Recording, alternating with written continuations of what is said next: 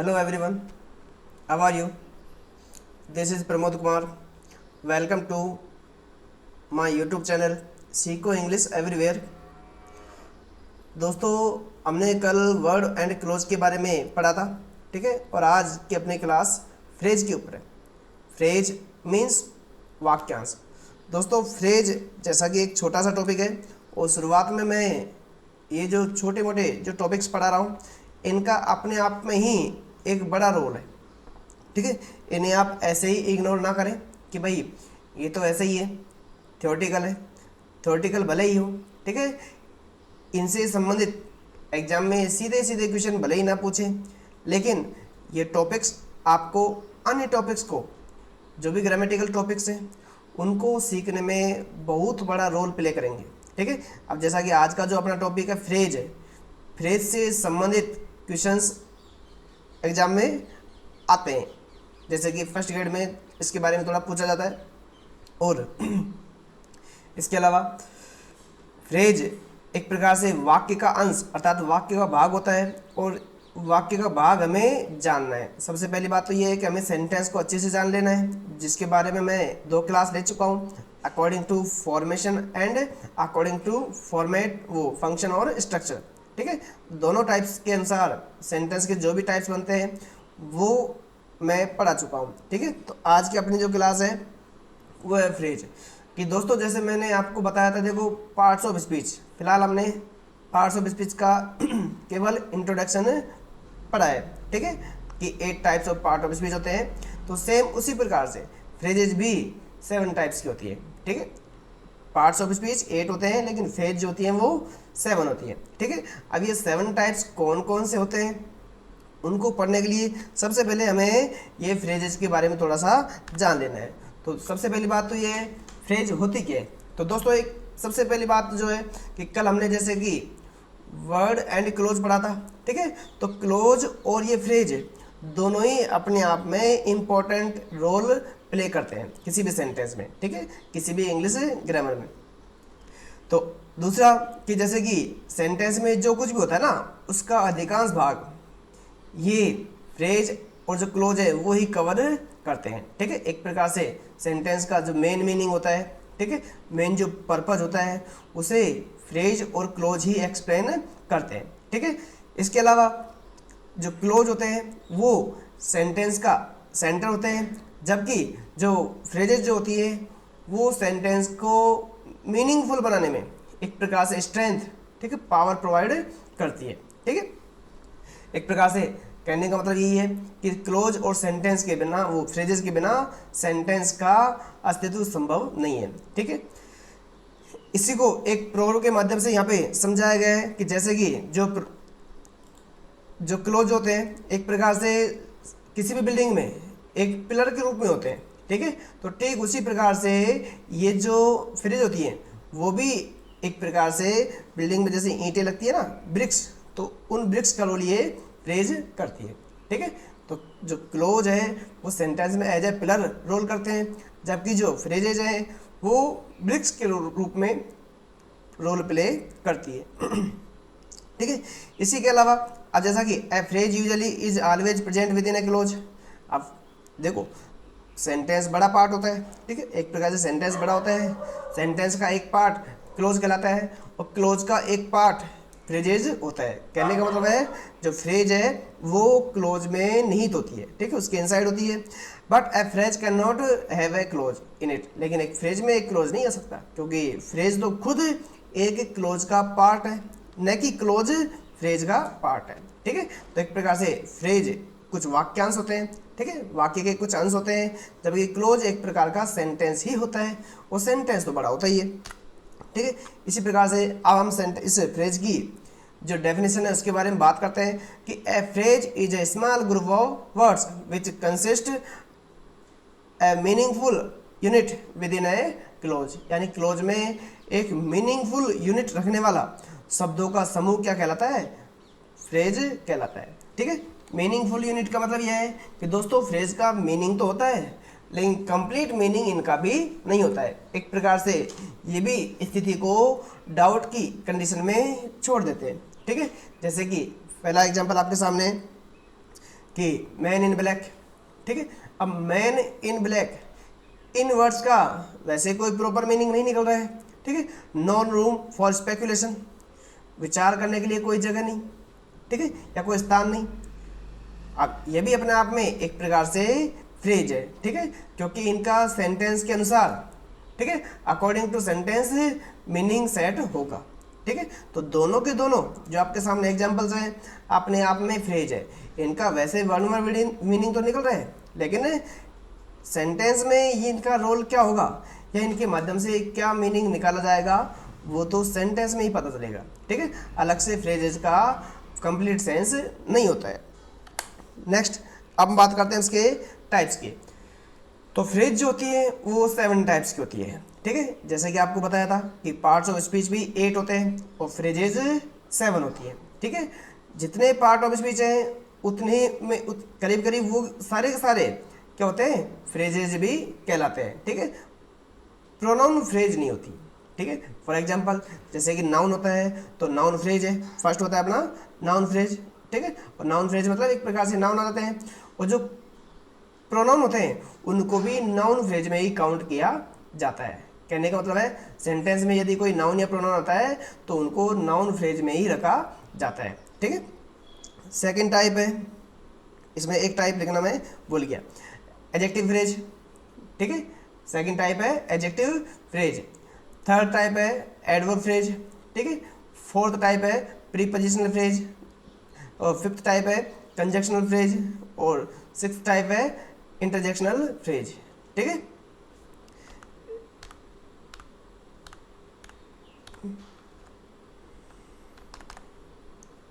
इंटरजेक्शनल phrase, और जो एक मैं लिखना भूल गया वो है 7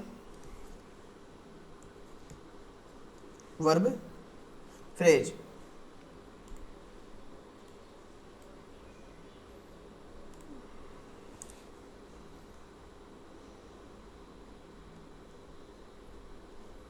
वर्ब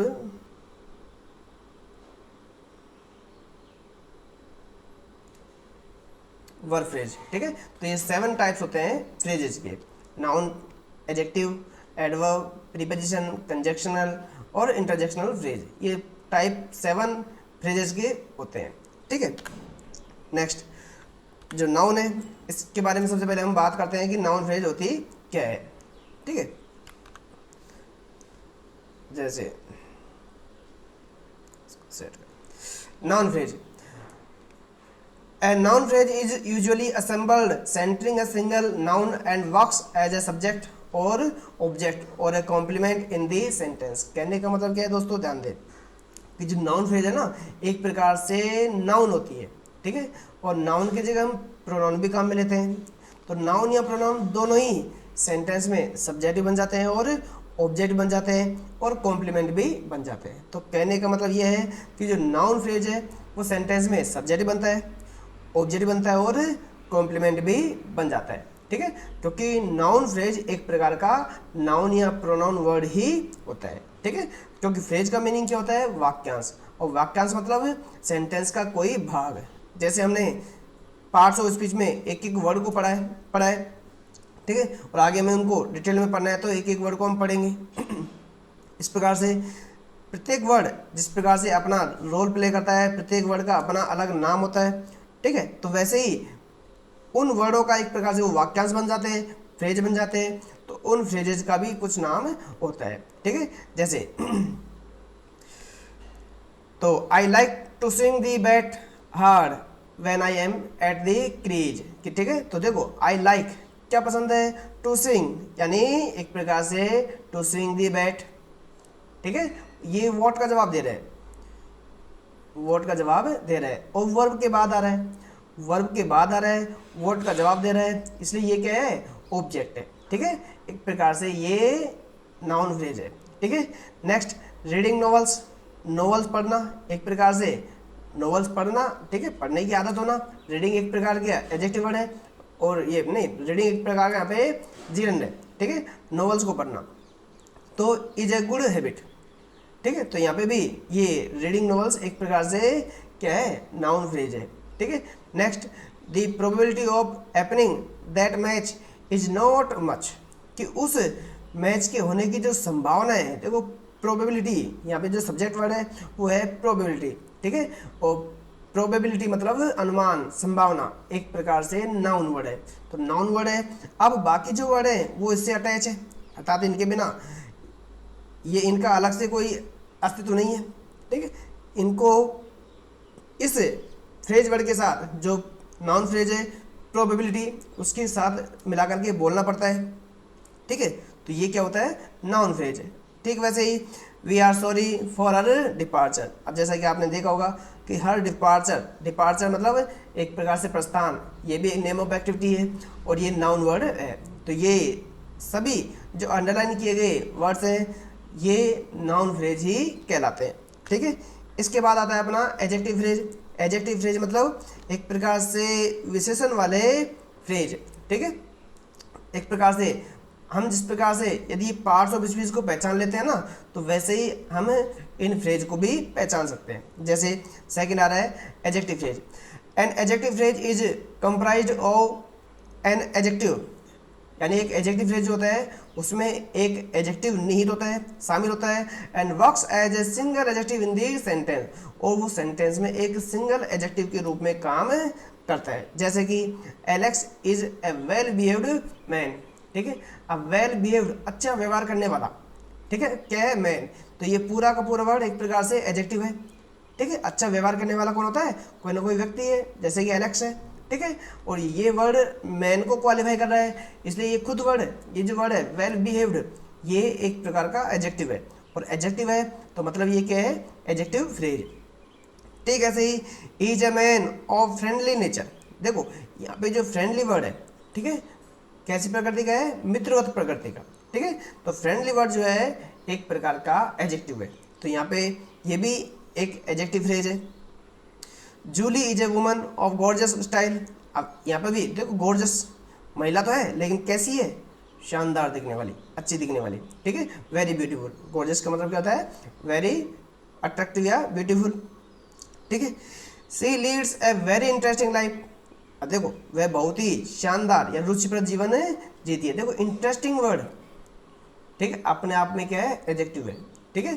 तो वेरी इंटरेस्टिंग जो वर्ड है ये एक प्रकार से क्या है, adjective phrase. A lot of people do not sleep at night. अब देखो पीपल तो है लेकिन कितने, ए लॉट ऑफ, कहने का मतलब है ए लॉट ऑफ एक प्रकार से डिटर्मिनर्स है, ठीक है, डिटर्मिनर है। और डिटर्मिनर एक प्रकार का एडजेक्टिव ही होता है, तो ये भी वर्ड कैसा है, एक प्रकार से एडजेक्टिव फ्रेज होता है, ठीक है। Next verb phrase. दोस्तों वर्ब फ्रेज तो हम सभी जानते हैं, वर्ब फ्रेज से मतलब है सेंटेंस में काम आने वाली वर्ब है, ठीक है। अब काम आने वाली जो वर्ब है वो केवल हेल्पिंग वर्ब या मेन वर्ब नहीं होती है, दोनों को मिला करके बोला जाता है, ठीक है। कहने का मतलब है a verb phrase is comprised of helping verb and A main verb और बोथ, कि जो वर्ब फ्रेज होती है उसमें अकेली हेल्पिंग वर्ब भी आ सकती है, अकेली मेन वर्ब भी आ सकती है और दोनों भी शामिल हो सकते हैं। जैसे कि Ram is a well behaved man, तो राम तो खुद एक क्या है, नाउन फ्रेज है, ठीक है। इज क्या हो गया, वर्ब फ्रेज हो गया। वेल बिहेव्ड क्या हो गया भाई, एक प्रकार से एडजेक्टिव फ्रेज हो गया, ठीक है। वापस मैन जो है ये नाउन फ्रेज होगा। Is reading a book now, देखो इज रीडिंग एक प्रकार से क्या है, वर्ब फ्रेज होता है। नेक्स्ट ई वर्क्स हार्ड, वो मेहनत करता है, तो यहाँ पे वर्क्स क्या है, एक प्रकार की वर्ब है। कहने का मतलब क्या है दोस्तों, यदि आप सेंटेंस में से नाउन, एडजेक्टिव, ये वर्ब इनको ढूंढना पहचान लेते हो, ठीक है, एक प्रकार से जान लेते हो, तो आप इन फ्रेजेस को भी जान सकते हो, ठीक है। तो यहाँ पे वर्क्स एक प्रकार की वर्ब है, और वर्ब है तो यानी यही क्या है, वर्ब फ्रेज, ठीक है। इसी प्रकार से अपनी नेक्स्ट आती है एडवर्ब फ्रेज। एडवर्ब फ्रेज मतलब एक प्रकार से क्रिया विशेषण को दर्शाने वाली फ्रेज। अब जो एडवर्ब फ्रेज होती है उसमें भी adverb phrase modifies the verb और the adjective and works as an adverb in the sentence, कि जो एडवर्ब फ्रेज होती है वो किसी वर्ब या एडजेक्टिव को मॉडिफाई करती है और सेंटेंस में एक एडवर्ब के रूप में ही काम करती है, जैसा कि हमने पहले भी पढ़ा है, ठीक है। आपको मैंने इंट्रोडक्शन दिया है एडवर्ब का, कि किसी वर्ब, एडजेक्टिव या दूसरी एडवर्ब को क्वालिफाई करने वाले वर्ड एडवर्ब कहलाते हैं, ठीक है। एडवर्ब सेंटेंस में एडवर्ब का ही रोल करती है, ठीक है। अब जैसे कि the horse runs at a good speed, कि जो घोड़ा दौड़ता था लेकिन कैसे दौड़ता है, एक अच्छी स्पीड में, ठीक है, गति में। I was in Hari then, कि उस समय मैं कैसे था, जल्दबाजी में था, ठीक, कब, एट दैट टाइम। तो ये ऊपर वाला जो है sentence at a good speed, ये हाउ का जवाब दे रहा है, और नीचे जो है इन ए हरी देन, ये किसका जवाब दे रहा है, एक प्रकार से वहन का, ठीक है। आई रैन एज फास्ट एज पॉसिबल, कि जितना मैं दौड़ सकता था तेज उतना मैं दौड़ा, तो हाउ, ये भी एक प्रकार से हाउ का जवाब दे रहा है, ठीक है। ई वॉक्स वेरी स्लोली, हाउ, ये भी एक प्रकार से हाउ का जवाब दे रहा है, ठीक है। तो वेरी स्लोली एक प्रकार का एडवर्ब होता है, क्योंकि मैंने आपको बताया था कि जो एडवर्ब होता है वो व्हेन, वेयर या हाउ का जवाब देता है, ठीक है। इसके अलावा एडवर्ब किसी वर्ब, किसी एडजेक्टिव या दूसरी एडवर्ब की विशेषता बताता है, ठीक है। तो एक प्रकार से यदि हम एडवर्ब पहचानना सीख लेते हैं तो हम एडवर्ब फ्रेज को भी ढूंढ सकते हैं या पहचान सकते हैं, ठीक है। उसी प्रकार से नेक्स्ट आ रहा है अपना प्रीपोजिशनल फ्रेज, ठीक है। प्रीपोजिशनल फ्रेज क्या होता है उस पर ध्यान दें दोस्तों। प्रीपोजिशनल फ्रेज यानी जिसमें कि प्रीपोजिशन हाईलाइट होता है, ठीक है। जैसे इन दी एंड, आखिर में, आखिर नहीं, आखिर में, यहाँ पे मे वर्ड ज़्यादा हाईलाइट हो रहा है, ठीक है। तो we all have to die, कि आखिर में हमें मरना है, ठीक है। तो इन दी एंड में जो ये इन वर्ड है ये, और इससे जुड़ा हुआ जो वर्ड है ये पूरा का पूरा क्या है, प्रीपोजिशनल फ्रेज, ठीक है। इज ऑन द वे, कि वो रास्ते में है, ठीक है, रास्ते में नहीं, रास्ते पर, यानी एक प्रकार से ऑन द वे, यहाँ पे ऑन वर्ड ज़्यादा हाईलाइट हो रहा है, ठीक है। He sacrificed his life for the sake of his country, अब उसने अपना जो जीवन है देश के लिए न्यौछावर किया, लेकिन किसके लिए, फॉर मतलब के लिए, ठीक है। देश न्यौछावर नहीं किया, देश के लिए अपना जीवन है न्यौछावर किया, तो यहाँ पे फॉर वर्ड ज़्यादा हाईलाइट हो रहा है, ठीक है। बाय वर्किंग एमलेसली, यानी निरुद्देश्य, यानी जिसका कोई उद्देश्य ना हो, एमलेसली उस प्रकार से कार्य करते हुए, बाय मतलब के द्वारा या के करते हुए, ठीक है। You will not get success, कि आपको सफलता नहीं मिलेगी, एक प्रकार से यहाँ पे ये बाई वर्ड ज़्यादा हाईलाइट हो रहा है, ठीक है। In spite of working hard, मेहनत करने के बावजूद, ठीक है, मेहनत करने के बावजूद, he was insulted by his boss, उसके बॉस के द्वारा इंसल्ट की गई, ठीक है, उसको एक प्रकार से अपमानित किया गया, ठीक है, कब, in spite of working hard, मेहनत करने के बावजूद। तो यहाँ पे इन स्पाइट ऑफ जो वर्ड है वो ज़्यादा हाईलाइट हो रहा है, तो ये प्रपोजिशनल फ्रेज होती है, ठीक है। नेक्स्ट आता है कंजक्शनल फ्रेज। अब दोस्तों यदि आप कंजक्शन पहचानना जानते हो तो आप कंजक्शनल फ्रेज भी पहचान सकते हो, ठीक है। अब जैसे कि जो कंजक्शनल फ्रेज जो होता है ना, works as a conjunction in the sentence, क्योंकि वो सेंटेंस में एक कंजक्शन के रूप में ही कार्य करता है, ठीक है। अब जैसे कि पहला जो सेंटेंस है, as soon as you got in he went out, कि जैसे ही तुम अंदर गए वो निकल गया, ठीक है। तो एज सुन एज एक प्रकार का सब ऑर्डिनेटर है, कंजक्शन है, ठीक है। तो ये भी एक प्रकार से कंजक्शनल फ्रेज हो गई, ठीक है। उसी प्रकार से सो दैट भी एक प्रकार का कंजक्शन है, प्रोवाइडेड दैट भी एक प्रकार का कंजक्शन है, और इन ऑर्डर दैट भी एक प्रकार का कंजक्शन है। तो इस सेंटेंस में या इन सेंटेंस में ये जो कंजक्शनल वर्ड है, ठीक है, सारे के सारे कंजक्शनल फ्रेज होते हैं, ठीक है। नेक्स्ट अपना आ रहा है लास्ट जो है इंटरजेक्शनल फ्रेज। और दोस्तों इंटरजेक्शनल फ्रेज मतलब एक प्रकार से इसमें सडन या स्ट्रॉन्ग फीलिंग को बताने वाले कुछ वर्ड होंगे, ठीक है। अब इंटरजेक्शनल फ्रेज का मतलब है या तो आपके सामने कोई इंटरजेक्शन आ जाए, और इंटरजेक्शन ना आए तो यानी सडन या स्ट्रॉन्ग फीलिंग को बताने वाले कुछ शब्द होंगे, जो हो सकता है वाट या हाउ से भी शुरू हो सकते हैं, ठीक है। अब जैसे कि पहला सेंटेंस है, पहले इसको पढ़ लेते हैं। Interjections that have more than one words are called the interjectional phrase, यानी ऐसे कोई भी इंटरजेक्शंस जिसमें एक से अधिक वर्ड होते हैं तो उसको क्या बोलते हैं हम, इंटरजेक्शनल फ्रेज। और जैसे वाट ए पिटी, ठीक है। और यहाँ पे वाट ए पिटी, इज डेड, ये वाट ए पिटी ये आपसे कोई क्वेश्चन नहीं पूछ रहे, ठीक है, ये एक प्रकार की इंटरजेक्शनल फ्रेज होती है। वाट ए प्लीजर, ये भी एक प्रकार का इंटरजेक्शनल फ्रेज है। ओ प्लीज, अब ये भी एक प्रकार का इंटरजेक्शनल फ्रेज है, ठीक है, क्योंकि इसमें एक से अधिक वर्ड है और अकेला इंटरजेक्शन नहीं, अन्य जो शब्द है वो भी मिलकर के एक प्रकार से सडन या स्ट्रॉन्ग फीलिंग को एक्सप्रेस कर रहे हैं, ठीक है। तो इस प्रकार से आपके ये 7 जो फ्रेजेज हैं वो कंप्लीट होती हैं। नेक्स्ट ठीक है, आज का टॉपिक अपना यहीं समाप्त होता है। इसी के साथ आपसे विदा लेता हूँ, ठीक है दोस्तों। लेकिन जाने से पहले आपसे फिर से बोल रहा हूँ कि अगर आपने अभी तक इस चैनल को सब्सक्राइब नहीं किए है तो प्लीज़ इस चैनल को सब्सक्राइब कीजिए, अपने दोस्तों को शेयर कीजिए, ठीक है, क्योंकि इसमें आपको एक बेहतरीन जानकारी मिलने वाली है इन वीडियोज़ के माध्यम से जो क्लासेज में ले रहा हूँ, ठीक है। Thank you.